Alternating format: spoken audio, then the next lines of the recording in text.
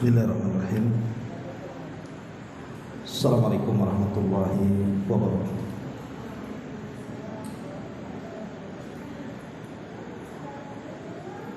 Alhamdulillah wassalatu wassalamu ala Rasulillah wa ala alihi wa sahbihi wa mawala wa la hawla wa la quwwata illa billahi wa ba'd. Alhamdulillah, segala puja dan puji hanya milik Allah Subhanahu wa taala. Shalawat dan salam kita hadiahkan kepada Rasul kita Nabi besar Muhammad sallallahu alaihi wa ala alihi wasallam. Kita akan mengkaji kitab Umdatul Ahkam. Jadi ini sudah ada terjemahnya. Nah, nanti ibu-ibu tinggal pesan aja nih kitab Umdatul Ahkam. Kenapa saya memilih kitab ini? Karena kitab Umdatul Ahkam ini hanya mencantumkan hadis-hadis pilihan yang dikeluarkan oleh Al-Imam Al-Bukhari dan Muslim. Artinya secara hadis maka sudah dipastikan kesahihannya. Jadi tidak perlu penelitian lagi apakah hadisnya sahih atau hadisnya lemah. Karena Syekh Abdul Ghani Al-Maqdisi pengarang kitab ini sudah memuat semua hadis-hadis yang bicara soal fikih dan hanya disaring dari hadis-hadis yang dikeluarkan oleh Imam Al-Bukhari dan Muslim saja. Jadi nanti tinggal dipesan saja kitabnya. Judulnya Umdatul Ahkam karya Syekh Abdul Ghani Al-Maqdisi rahimahullahu ta'ala. Jadi hadis ini mencakup semua bab fikih, mulai dari kitab Thaharah, kitab bersuci, sampai kepada kitab muamalah. Jadi semua lengkap fikih di sini, tetapi menggunakan teori hadisiyah. Jadi menyebutkan bab kemudian dalilnya. Taib, kita akan membahas hadis pertama dalam kitab Thaharah. Beliau mencantumkan satu hadis Nabi sallallahu alaihi wasallam di permulaannya yang bicara soal niat. Kita baca hadisnya, dan hadis ini ma'ruf, sering kita bahas juga di sini. Tidak mengapa kita ulas kembali.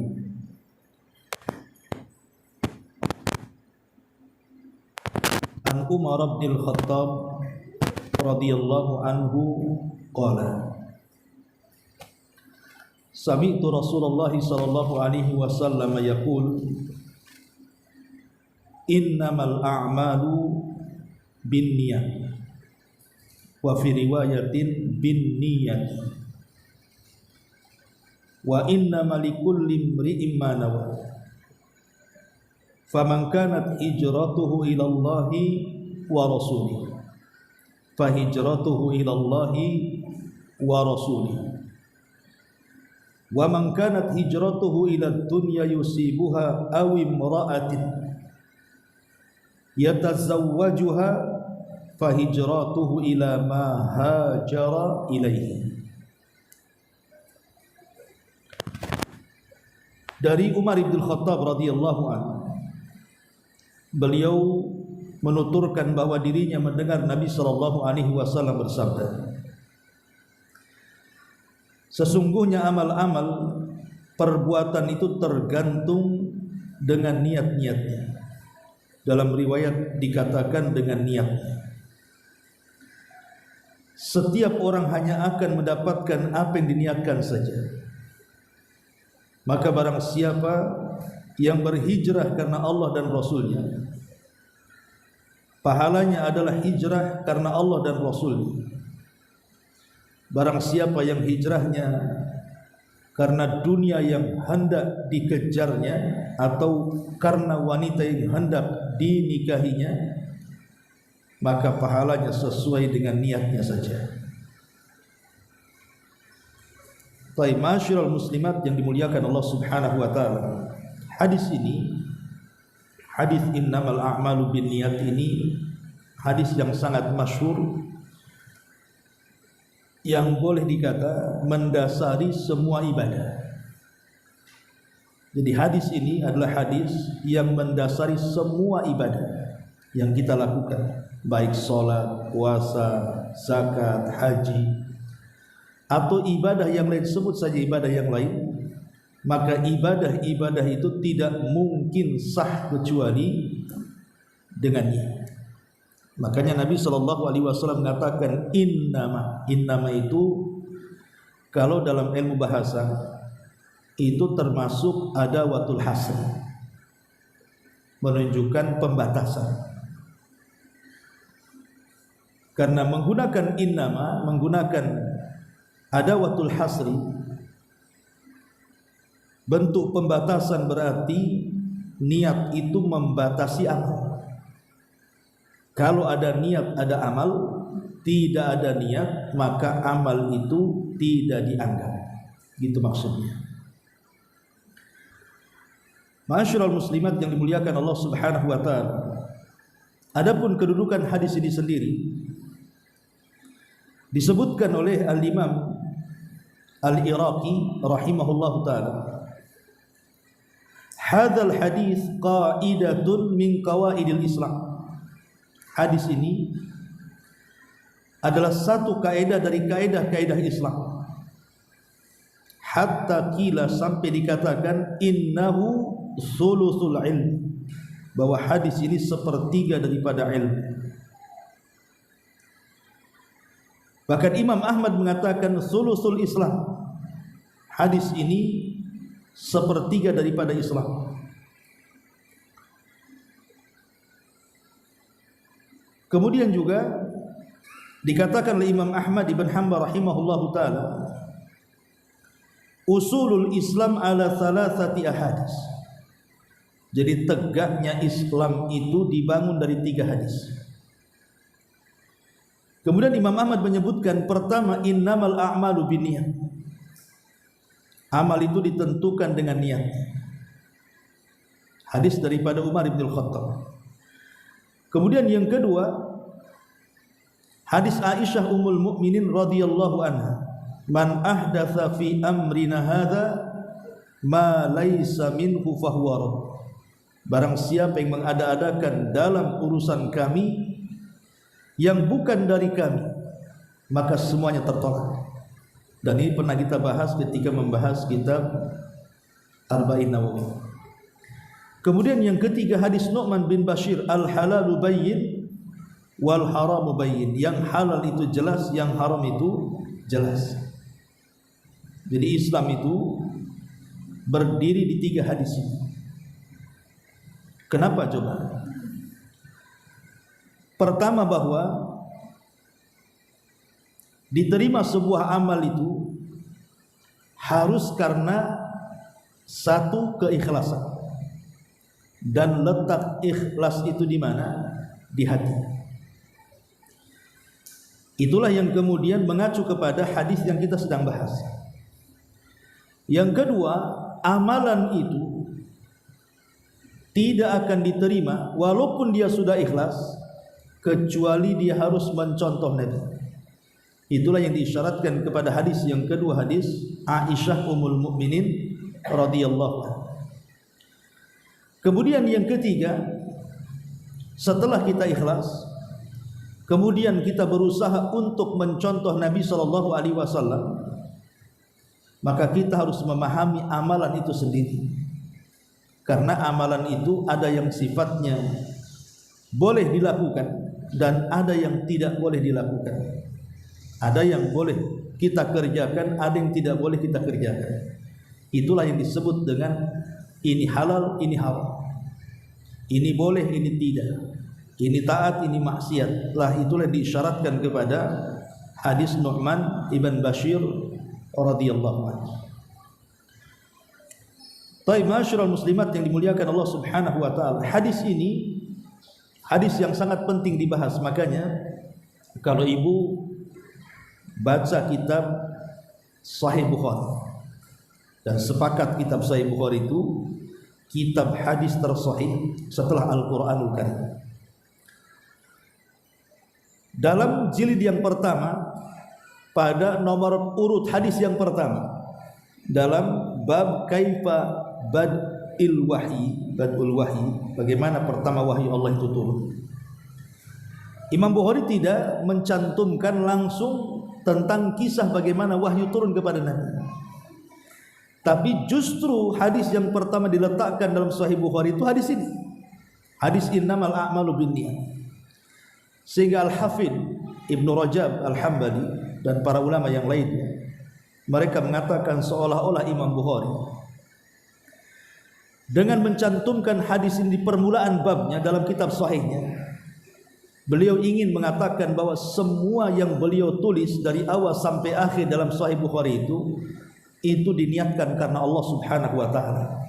Makanya beliau mencantumkan hadis pertama soal innamal a'malu binniyat. Bahkan ada sebagian para ulama mengatakan bahwa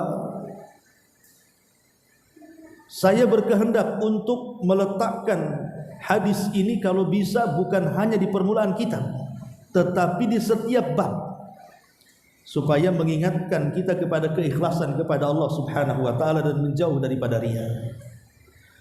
Begitulah agungnya hadis Umar bin Khattab radhiyallahu an, innamal a'malu binniyat. Baik, masyarul muslimat yang dimuliakan Allah Subhanahu wa taala, bicara sedikit soal niat. Niat ini ada 3 perkara yang harus ibu paham. Pertama,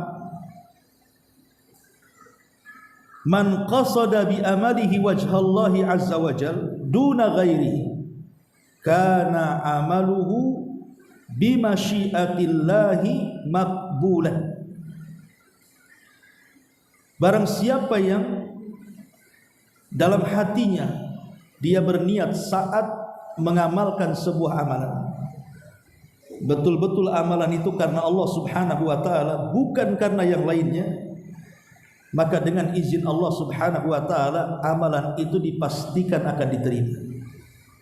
Ini yang pertama. Yang kedua, sihhatul amali la takunu illa binniyah. Bahwa sah dan tidaknya sebuah amalan itu ditentukan dengan niat. Sah dan tidaknya sebuah amalan itu ditentukan karena niatnya. Kemudian yang ketiga, kamalul amali wa tamamuhu biwujudin niyah. Bukan hanya bicara sah dan tidaknya sebuah amal dibutuhkan kepada niat, tapi lebih daripada itu, sempurnanya sebuah amal pun ditentukan karena niat.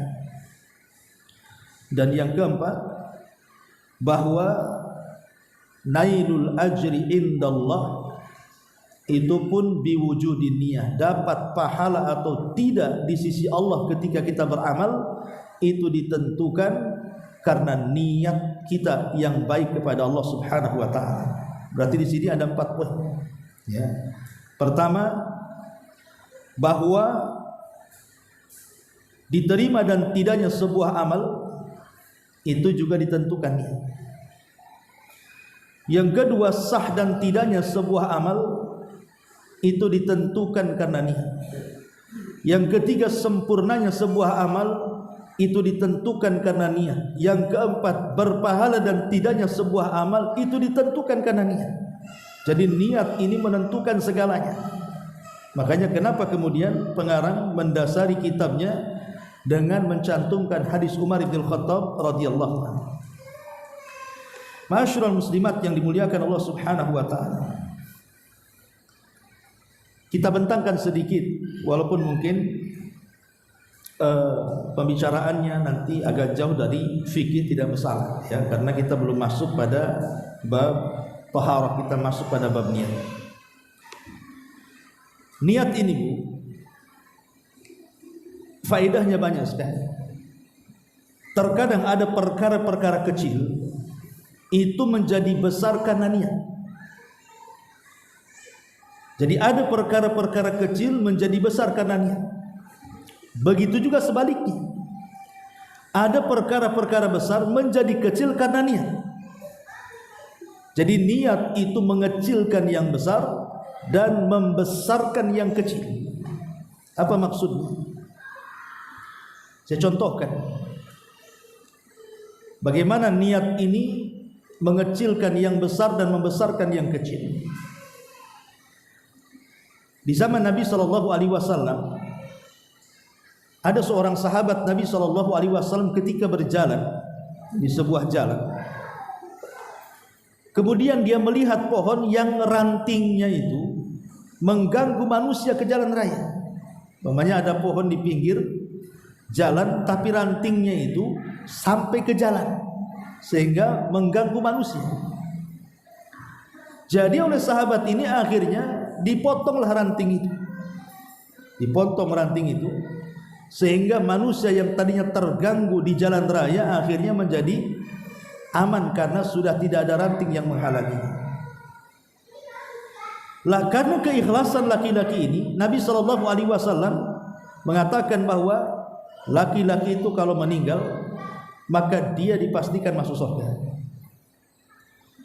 Jadi satu hari Nabi SAW bermimpi soal laki-laki yang memutuskan ranting itu.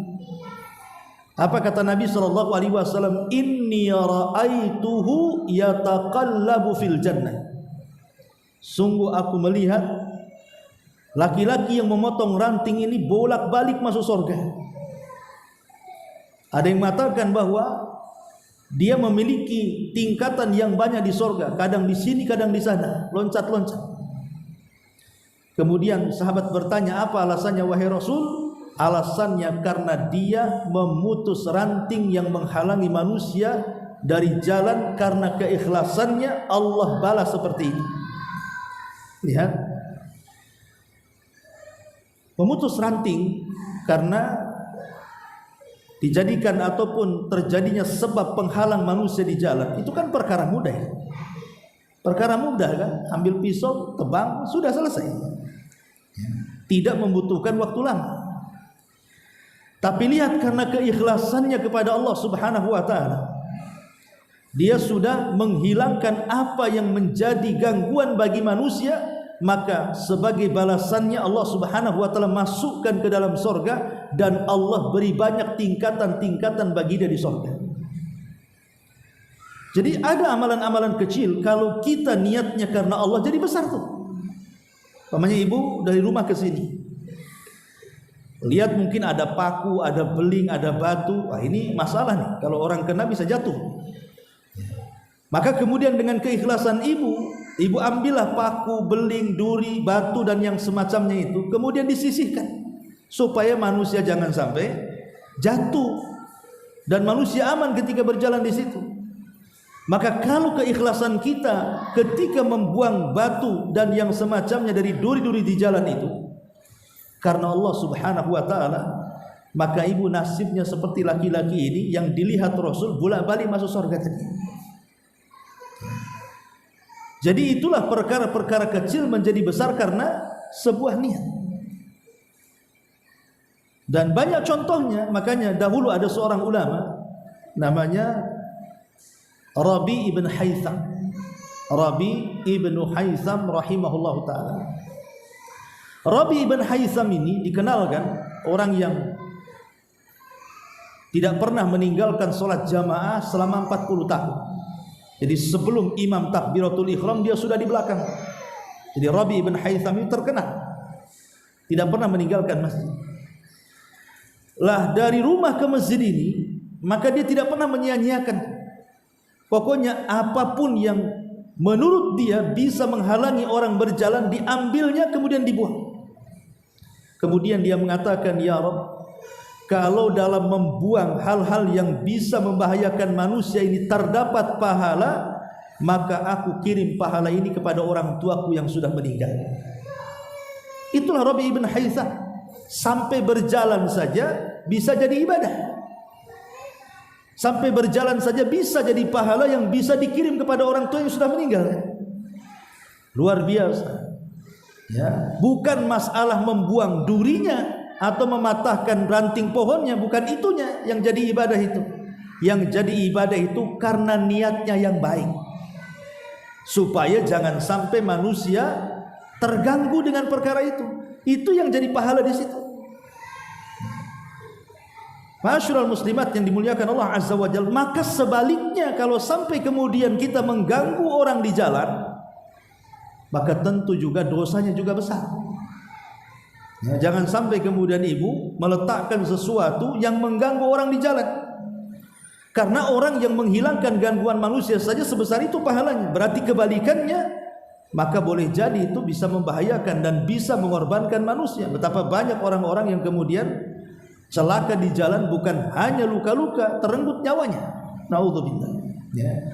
Masyarul muslimat yang dimuliakan Allah Azza wa Jalla. Ini sebuah contoh bagaimana perkara kecil menjadi besar karena sebuah niat. Atau kita balik sekarang, perkara besar bisa menjadi kecil karena niat. Dahulu di zaman Bani Israel, Nabi SAW bercerita tentang dua orang yang lewat di sebuah perkampungan. Di kampung itu ada berhala yang diagungkan oleh orang-orang kampung itu, dan berhala itu sangat dihormati. Makanya orang-orang kampung kemudian membuat aturan, siapapun yang lewat kampung mereka, kalau tidak berkorban untuk berhalanya, maka tidak boleh lewat di sini. Kalau dia maksa lewat, bisa dibunuh. Lewatlah dua orang di zaman Bani Israel. Yang satu ini kemudian dihadap dan mengatakan, kau tidak bisa lewat begitu saja. Kami punya berhala, kau sembah dulu berhala kami, baru kau boleh lewat. Maka orang ini mengatakan, bagaimana cara menyembahnya? Maka orang-orang kampung itu mengatakan, qarrib, kamu harus menyembelih seekor kurban. Kemudian dia mengatakan, saya ini musafir, tidak punya bekal, apalagi untuk berkorban demi berhala. Tidak mungkin saya berkorban, saya tidak punya apa yang harus saya korbankan. Maka orang-orang kampung itu mengatakan, qarrib walau kana dubaba, kamu harus menyembelih walaupun dengan seekor lalat. Dia pikir lalat, lalat kan tidak perlu beli, cukup cari, ketemu, tangkap, pitas saja kepalanya di depan berhala itu. Akhirnya betul-betul dia lakukan. Akhirnya setelah dilakukan, setelah kemudian berlalunya waktu, Allah takdirkan dia meninggal.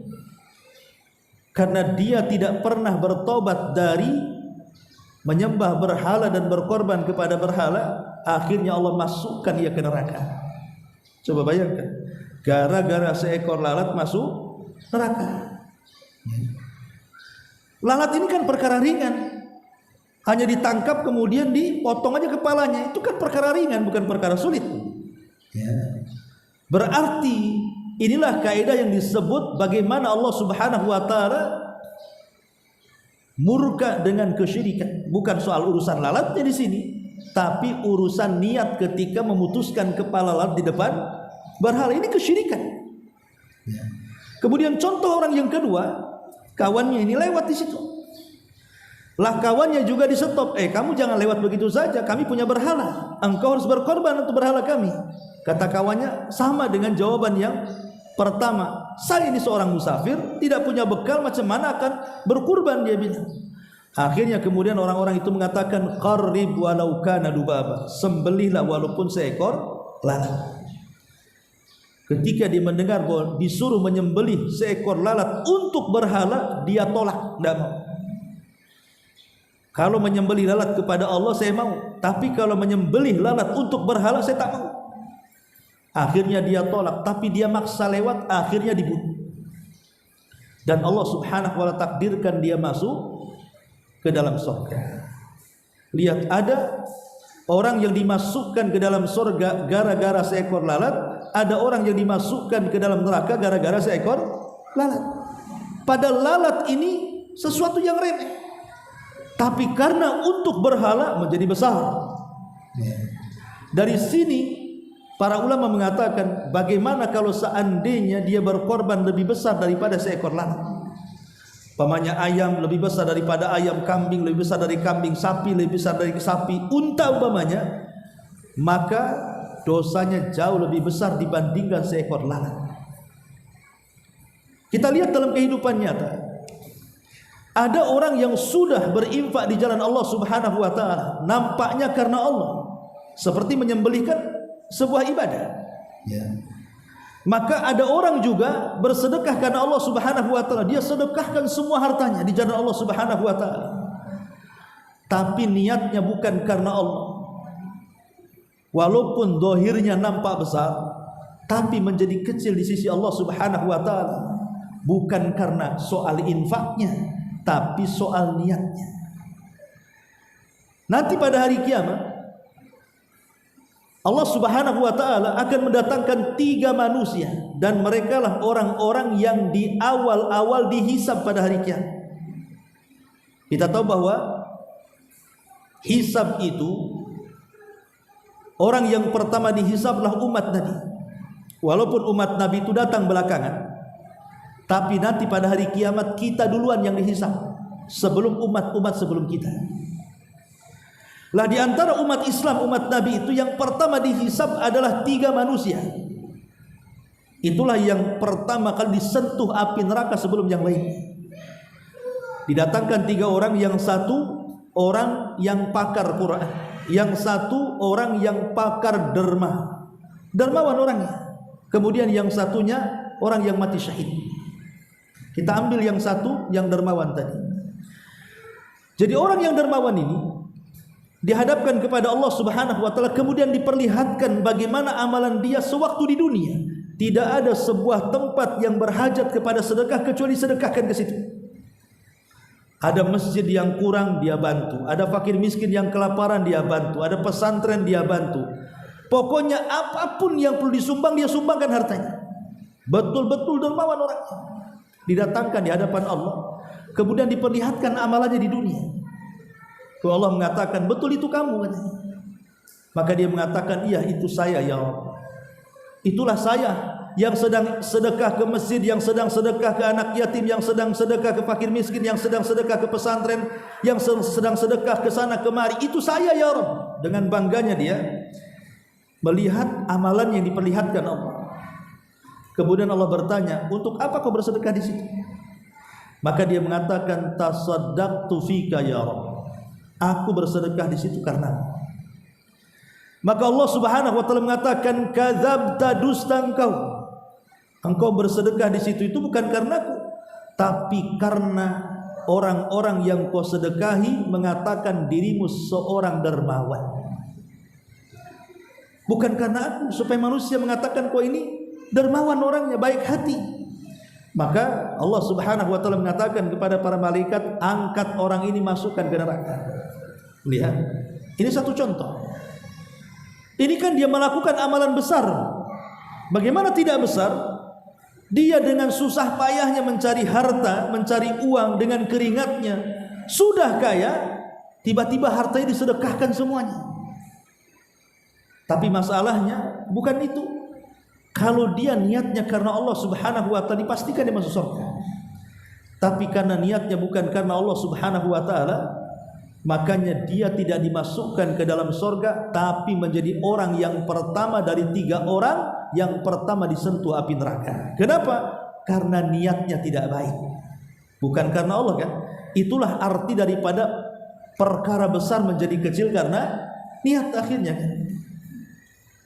Karena begini, Bu, makanya inilah pentingnya kenapa Nabi SAW mengatakan, la tahkiranna minal ma'rufi syai'an.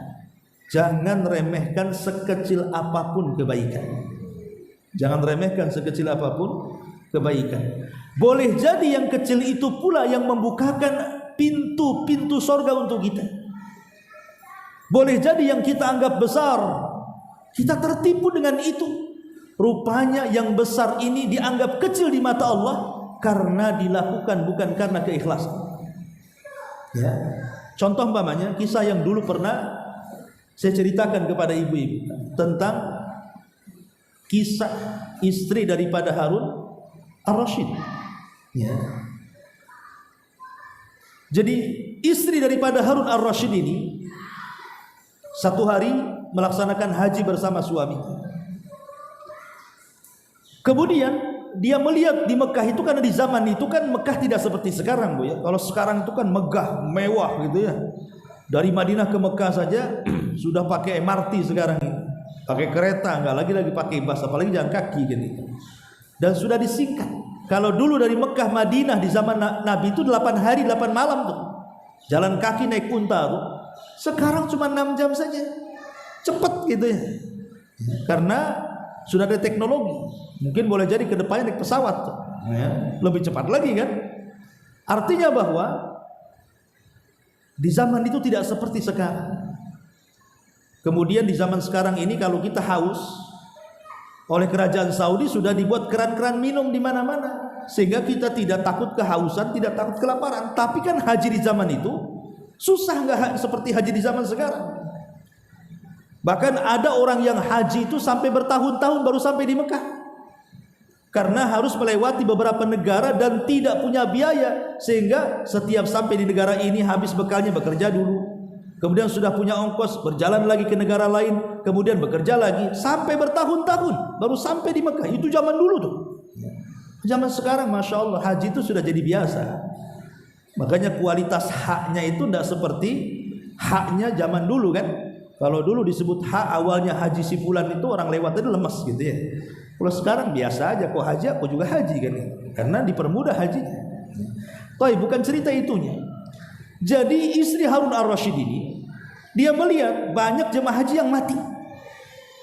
Di zaman itu banyak jemaah haji yang meninggal. Setelah dilihat alasannya, rupanya karena mereka mati kehausan. Ialah karena haji itu kan ibadah fisik. Kita harus berjalan berkilo-kilo. Dari Mekah ke Mina saja jalan kaki bisa 4 kilo tuh. Jauh itu. Kalau kita yang masih muda sih enak-enak saja. Rata-rata orang haji kan sudah tua-tua kan, susah mau jalan kaki. Mau naik kendaraan pun zaman sekarang susah juga karena bejubelnya orang kan. Terpaksa jalan kaki. Ingat haji kemarin tuh banyak terkapar malah kan. Lah jadi kita bisa bayangkan haji itu ibadah fisik. Makanya kenapa Rasul mengatakan man arada an yahujja falyata'ajjal. Kalau ibu ada niat haji dan ibu masih muda, berangkat. Jangan nunggu tua, nanti susah. Karena ibadah haji itu ibadah jalan kaki masalahnya. Kesana kemari jalan kaki. Jadi istri Harun ar-Rasyid ini akhirnya bicara sama suaminya.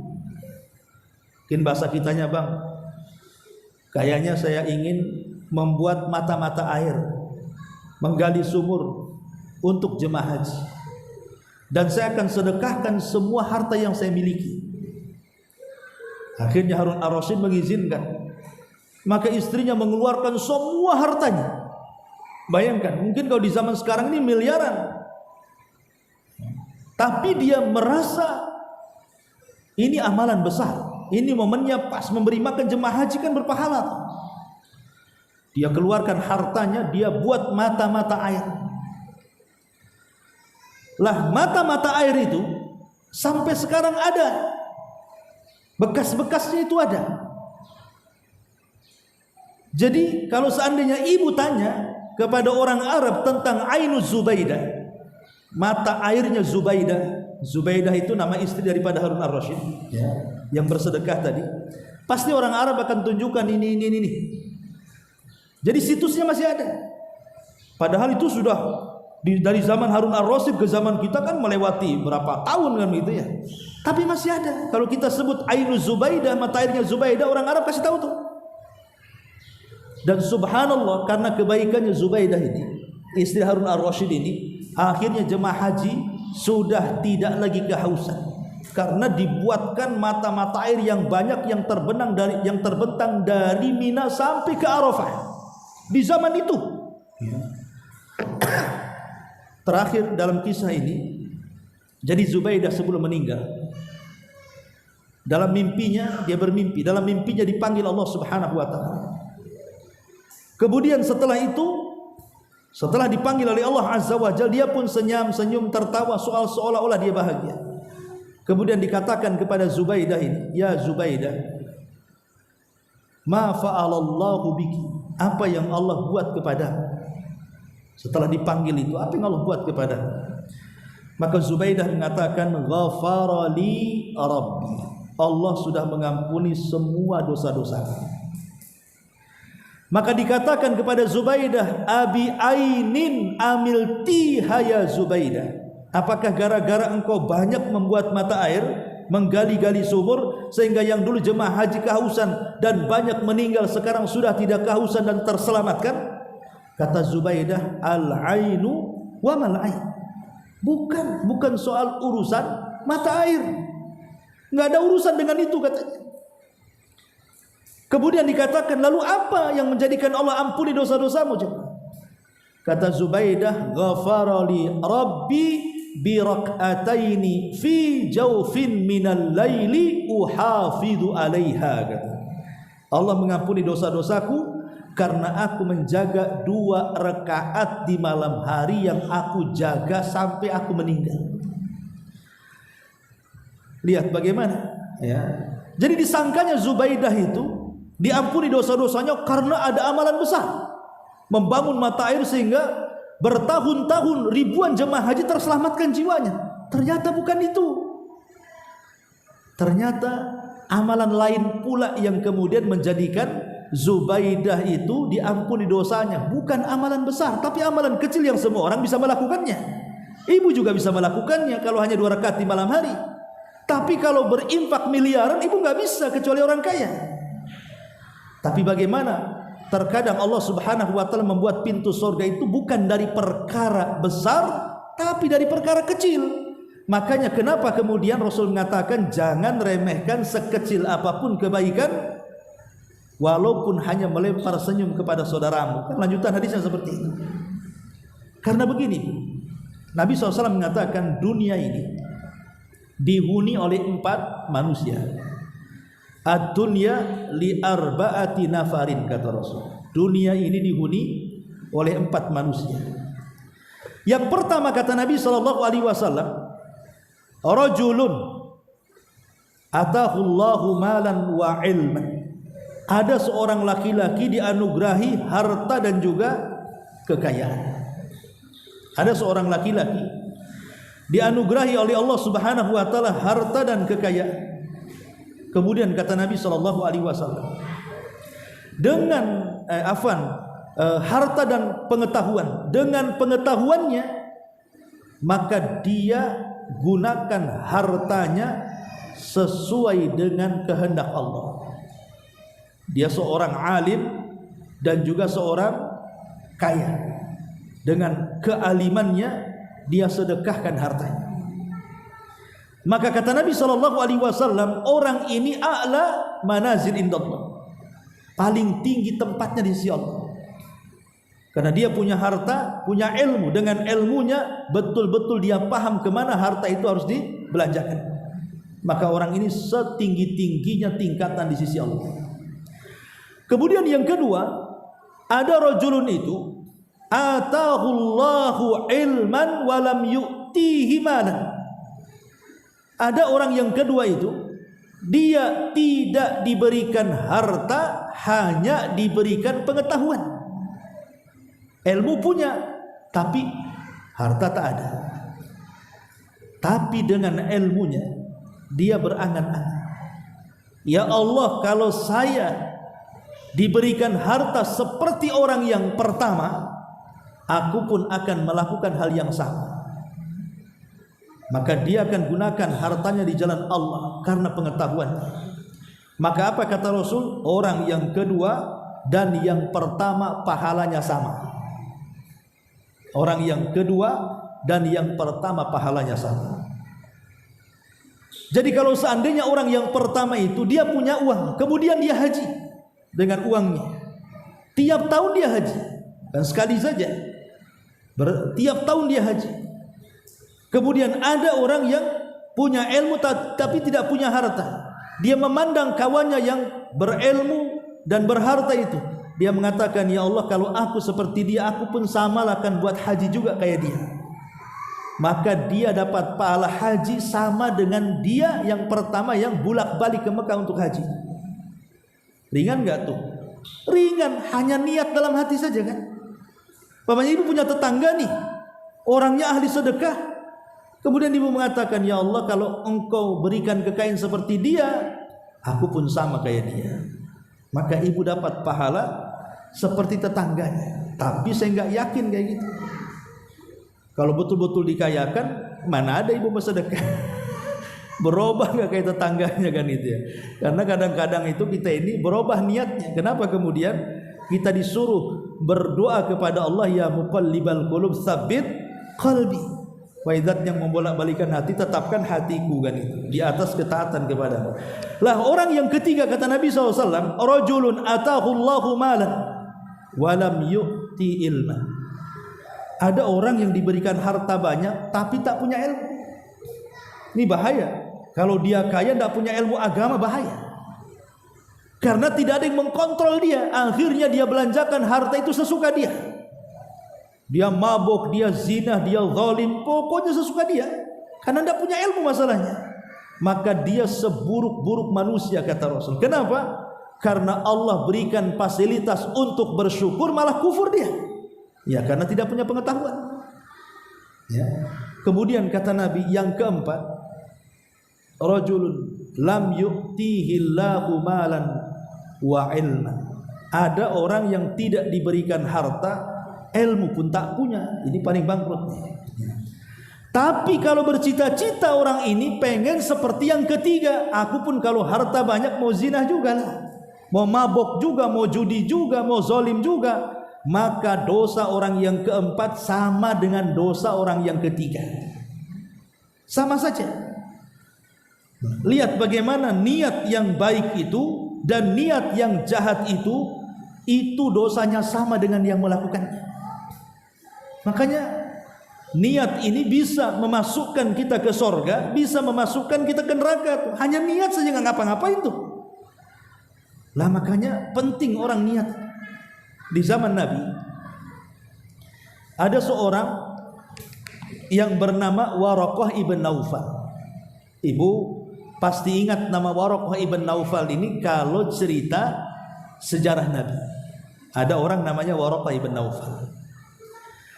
Jadi ketika Nabi SAW baru saja didatangi Jibril, kemudian turun surah Al-Alaq, Iqra bismi rabbikal ladzi khalaq. Maka Rasul kan ketakutan. Kemudian pulang. Kemudian dia mengatakan kepada Khadijah, zammiluni zammiluni, dathiruni dathiruni, selimuti aku kata Rasul. Maka Rasul pun kemudian diselimuti. Kemudian Khadijah berusaha menenangkan hati Rasul dengan menyebutkan kebaikannya. Tidak cukup sampai di sini. Keesokan harinya Khadijah mengajak Rasul untuk menemui kerabatnya namanya Waraqah ibn Naufal. Dan Waraqah ketika itu sudah menjadi orang Nasrani. Karena banyak membaca kitab-kitab ahli kitab, lama-lama dia jadi Nasrani diam-diam. Tetapi Nasrani yang dipeluk Waraqah, Nasrani yang betul-betul murni ajaran Isa, bukan yang menganggap Isa itu Tuhan, satu di antara tiga Tuhan, anak Tuhan. Enggak. Betul-betul Waraqah ini beragama Nasrani yang masih murni kenasraniannya. Jadi Khadijah membawa Nabi. Kemudian berkisahlah apa yang terjadi dengan suaminya. Dia berjumpa dengan makhluk yang bersayap 600 gitu ya. Dan Rasul pun ketakutan. Kemudian diceritakan sampai diajarkan surah Al-Alaq dan begitu seterusnya. Ketika mendengar kisahnya Rasul dari Khadijah yang menceritakan di hadapan Waraqah ibn Naufal, apa kata Waraqah? Wahai Khadijah, suamimu akan diangkat menjadi nabi. Dan makhluk yang turun kepadamu adalah namus, makhluk yang bersayap itu. Dan namus ini pernah turun kepada Isa dan Musa. Demi Allah kata Waraqah, kalau kelak suamimu jadi nabi dan rasul mengajak manusia, pasti suamimu akan diusir oleh orang Mekah. Kata Nabi SAW di hadapan Waraqah, ya Waraqah, aku inilah orang yang dihormati, dihargai, disebut Shadiqul Amin, macam-macam. Tidak ada orang yang berani kepadaku. Mungkinkah mereka mengusir aku? Katanya. Maka Waraqah mengatakan, ya Muhammad, tidak ada satupun orang yang datang seperti yang kau bawa, kecuali pasti disakiti. Tapi tenang wahai Muhammad, kalau masa itu sudah datang dan aku masih muda, aku yang akan menjaga dan melindungi. Tapi sayang 6 bulan setelah peristiwa ini Waraqah meninggal dunia. Rasul belum diangkat jadi Rasul, baru jadi Nabi. 6 bulan setelahnya Waraqah meninggal. Syahidnya di sini. Bagaimana Waraqah itu sudah menanamkan niat dalam hatinya.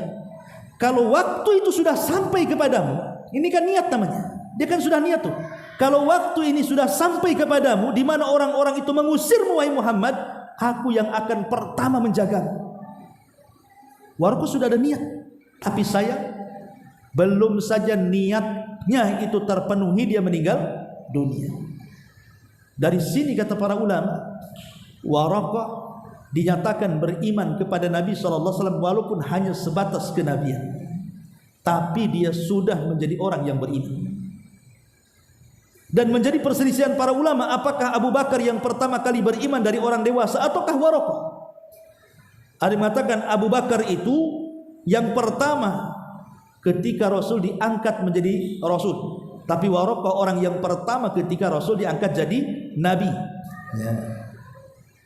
Tetapi di sini bagaimana nama Waraqah ibn Naufal tidak pernah lekang dimakan zaman. Siapapun yang berkisah-kisah Nabi selalu disentil kisahnya.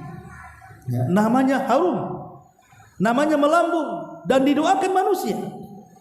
Dicatat oleh para ulama kisahnya dan tidak pernah lupa di telinga kita nama Waraqah ibn Naufal. Itu kenapa? Karena niat baiknya Waraqah kepada Nabi SAW. Niat yang baik itu mengangkat pelakunya. Ya, makanya penting ibu dari sekarang harus banyak niat-niat yang baik, walaupun seandainya niat itu tidak terpenuhi dan tidak tercapai, tetap niat itu dianggap pahala. Ya, nggak apa-apa Bu. Ibu tulul amal pamannya panjang angan-angannya tapi untuk kebaikan, bukan untuk keburukan gitu ya. Tapi kalau tulul amalnya untuk dunia saja dan tidak ada akhirat, ya itu tercela, tidak boleh.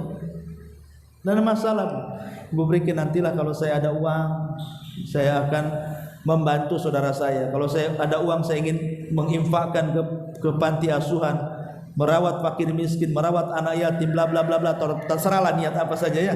Yang penting sudah ada niat yang baik. Itu sudah dicatat pahala. Kata Nabi SAW, barang siapa yang berniat dengan niat kebaikan, man hamma bil hasanati, barang siapa yang niat dengan niat yang baik kata Rasul, maka dia dapat 1 pahala walaupun belum diamalkan. Tapi kalau sampai diamalkan, Allah lipat gandakan menjadi 10 kali lipat pahala. Kalau belum diamalkan 1 pahalanya, kalau diamalkan 10 pahala. Tapi kalau dia niat jelek belum dilakukan, tidak dapat dosa. Kalau dilakukan dapat 1 dosa. Itu menunjukkan luasnya rahmat Allah Subhanahu wa taala. Ya. Itulah keutamaan niat. Di sini Nabi SAW mengatakan, innamal a'malu binniyat. Ditentukan amal itu karena sebuah niat. Niat itu apa, Bu? Ma'asyiral muslimat yang dimuliakan Allah Azza wa Jalla, niat itu disebutkan oleh para ulama ketika bicara soal arti niat. Dikatakan oleh para ulama, niat adalah al-qasdu, sebuah maksud hati. Jadi orang bermaksud dalam hatinya untuk berbuat sesuatu. Berarti dari sini kita tahu bahwa niat itu amalan hati. Kalau amalan hati berarti letaknya di hati, bukan di lisan. Kalau lisan ini adalah zikir dan doa, tapi kalau niat itu ada di hati. Lah karena niat ada di hati berarti tidak perlu diucapkan, tidak perlu dilafalkan. Cukuplah Allah dan kita yang tahu. Itulah niat. Ma'asyiral muslimat yang dimuliakan Allah Subhanahu wa taala. Berkata Ibnu Hubairah rahimahullahu taala, la yaqbalullahu amalan illa biniyah. Allah tidak akan menerima sebuah amalan kecuali ditentukan dengan niatnya. Maka semua ibadah kas-salati was-saum wa ghairi dzalika fardun aw naflun, maka semua ibadah seperti salat, puasa dan yang semacamnya, baik yang wajib ataupun yang sunnah, maka diperlukan sebuah niat untuk menentukan sah dan tidaknya, diterima dan tidaknya, berpahala dan tidaknya, sempurna dan tidaknya, itu ditentukan oleh niat kita. Maka niat jangan sampai kemudian ditinggalkan. Adapun asbab wurudnya, tentu kalau cerita tentang ayat disebut asbab nuzul. Kalau bicara soal hadis berarti disebut asbab wurud. Asbab nuzul sebab turunnya ayat, asbab wurud sebab datangnya hadis. Kenapa sampai Rasul ngomong begini? Apa masalahnya? Jadi ketika para sahabat itu disyariatkan hijrah dari Mekah ke Madinah, maka berbondong-bondonglah sahabat dengan sembunyi-sembunyi, mereka pun hijrah dari Mekah ke Madinah. Sebab kalau terang-terangan bahaya, jiwa dan hartanya akan terancam. Maka satu tidak berani rombongan karena tahu ketahuan. Sampailah kepada seorang laki-laki. Laki-laki ingin hijrah, tapi hijrahnya bukan karena Allah dan Rasulnya. Hijrahnya karena mengejar seorang wanita namanya Ummu Qais. Jadi ada seorang sahabat suka dengan wanita namanya Ummu Qais. Lah Ummu Qais ini hijrah rupanya, ikut saudaranya. Jadi ketika hendak melamar, tidak ada wanitanya. Rupanya sudah diajak hijrah saudara-saudaranya ke Madinah. Dia pun kemudian sedih, temenung, boleh jadilah saya susul dia ke Madinah. Akhirnya dia berazam untuk hijrah mengikuti sahabat yang lain dari Mekah ke Madinah, tapi bukan karena Allah dan Rasulnya, tapi karena mengejar wanita pujaannya namanya Ummu Qais tadi. Berangkat dia dari Mekah ke Madinah. Lah dari sini kemudian sampai di telinga Rasul kisah tentang seorang sahabat yang mengejar Ummu Qais ini. Maka Nabi kemudian mengatakan, innamal a'malu binniyat wa innamal likulli imri'in ma nawa, faman kanat hijratuhu ila Allah war rasul fa hijratuhu ila Allah war rasul, wa man kanat hijratuhu lid dunya aw imra'atin yatazawwajuha fa hijratuhu ila ma hajara ilaihi. Dari sinilah hadis ini kenapa Rasul sampai bicara seperti ini. Barang siapa yang hijrahnya karena Allah dan Rasulnya, maka dia mendapatkan hijrah Allah dan Rasulnya. Tapi kalau hijrahnya karena dunia dan wanita yang hendak dinikahinya, ya dapat itu saja, dia nggak dapat pahala. Ya, karena hijrahnya sesuai dengan niatnya, maka itulah yang didapatinya saja. Nggak dapat pahala sama sekali. Rugi kan? Sudah nyawanya terancam dalam hijrah, hartanya ditinggalkan, rumahnya ditinggalkan, diambil oleh orang-orang musyrik, sampai di sana nggak dapat pahala. Hanya mengejar seorang wanita saja. Begitu juga ini, ibu melangkah dari rumah ke sini. Kalau ibu datang ke sini hanya sekedar ingin nagih hutang kawannya mumpung hadiri pengajian, atau hanya karena ingin daripada suntuk di rumah datang ke sini, kan rugi bu. Tapi kalau memang betul-betul datang dari rumah ingin ngaji ke sini lillahi ta'ala, maka akan banyak keutamaan thalabul ilmi itu. Setiap langkahnya menghapus dosa, setiap langkahnya mendapatkan pahala dan diangkat derajatnya. Kalaupun Allah takdirkan ibu kesandung batu meninggal, ibu dianggap mati syahid, tapi jangan menyandung-jandungkan, memang tersandung. Kemudian ketika sampai di majelis taklim, malaikat datang mendoakan baik. Kemudian pulang dari pengajian, dosa-dosa ibu diampuni. Itu kalau niatnya baik. Nah, kalau niatnya tidak baik kan akhirnya nggak dapat apa-apa. Coba. Makanya dari sini niat itu perlu. Seperti bagaimana hijrahnya para sahabat Nabi SAW, seperti Abu Bakar, Umar, Utsman dan yang lainnya, yang betul-betul hijrahnya karena diniatkan Allah dan Rasulnya, makanya mereka diangkat derajatnya. Tapi ada juga seorang kakek di zaman itu ingin hijrah, masalahnya dia masih musyrik. Ketika dia melihat para sahabat kok hijrah, rela meninggalkan harta, meninggalkan kekayaan, rela disakiti, berkorban macam-macam. Kakek ini mengatakan kalau ini sebuah kebenaran, tidak mungkin mereka melakukan sampai seperti itu. Dari situ dia terenyuh, akhirnya ingin hijrah dan ingin masuk Islam. Rupanya kakek ini adalah tokoh besar dari tokoh-tokoh musyrik, karena dia seorang penyair, bukan pemusik, penyair. Dia seorang penyair besar. Ketika mendengar sang penyair ini rupanya ingin hijrah, oh tidak terima tokoh-tokoh musyrik itu. Dihadang dia. Kenapa mereka mengatakan Hasan ibn Thabit saja seorang penyair Rasul sudah membuat kita stres, mau ditambah pula dengan tokoh kita masuk Islam, oh makin stres kami katanya. Karena kedudukan syair itu sama dengan media di zaman sekarang. Jadi dihadang kakek ini. Ngapain kek kamu? Dia mengatakan aku ingin datang ke Muhammad dan ingin masuk Islam. Pusinglah orang-orang musyrik ini. Kemudian mulai menanamkan syubhat di kepala kakek ini dan mengatakan kek, tidak usahlah berangkat ke Mekah. Kalau engkau masuk Islam, nanti Islam melarang zina, kok tak bisa zina lagi. Kata kakek ini, tidak apa-apa, usia aku sudah 100 tahun, ngapain pula saya berzina? Saya sudah tua katanya. Oh gitu ya. Tapi agama Muhammad itu melarang mabok, kok gak bisa mabok lagi katanya.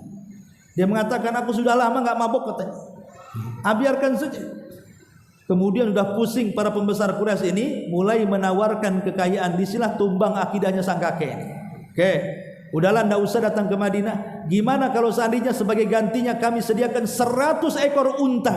Balik kok ke Mekah. Mikir tuh, 100 ekor unta masuk Islam, 100 ekor unta masuk Islam. Nah, mikir hitung kancing dia, masuk Islam 100 ekor unta. Maksudnya akhirnya, oh kalau saya ambil 100 ekor unta kaya saya katanya. Nggak jadi dia pergi. Dia mengatakan, baik saya mau 100 ekor unta, tapi saya ingin untanya ada depan mata katanya. Nanti kalian bohong pula. Akhirnya datangkan unta-unta itu. Betul datangkan. Subhanallah, memang hidayah itu milik Allah. Padahal niatnya sudah bulat, ingin datang ke Madinah hijrah, ingin masuk Islam kan. Lihat 100 ekor unta luntur. Pulang dia bawa untanya. Ketika dia menunggang unta yang paling besar, Allah takdirkan di tengah jalan untanya kesandung, jatuh, dia pun jatuh, meninggal dia. Sul khatimah. Dunia rugi, akhirat rugi. Ini sekakeknya. Maka jangan sampai kemudian niat hijrah kita itu bukan karena Allah. Kan banyak sekarang orang hijrah-hijrah rupanya mau nipu orang. Kemarin saya baca di Facebook itu. Ada orang yang ngaku Nasrani katanya. Entah agamanya apalah kan gitu. Ingin masuk Islam, tetapi rupanya nipu orang-orang Islam yang ada di masjid-masjid. Ya. Karena setelah masuk Islam dia malakin orang-orang karena dianggapnya mu'alaf. Kasihan orang yang baru masuk Islam, banyak orang sedekah. Rupanya datang ke masjid lain gitu juga, dia ingin masuk Islam, minta uang lagi. Berapa masjid sudah ditipu dia coba. Nah, ini kan bukan hijrah namanya, ini nipu namanya. Maka jangan sampai kemudian niat-niat yang baik itu dikotori dengan niat-niat yang tidak baik. Wallahu alam, ini di antara hadis tentang niatnya. Dan sekali lagi saya harapkan ibu belilah kitab ini supaya tidak kosong ngajinya, masing-masing orang pegang buku. Karena bagaimanapun ilmu itu harus diikat ya, dengan menulis dan membaca. Maka saya sarankan belilah kitab Umdatul Ahkam karya Syekh Abdul Ghani Al-Maqdisi, kumpulan hadis Bukhari dan Muslim dari hadis-hadis pilihan. Wallahu alam. Sebelum saya tutup, kembali bertanya.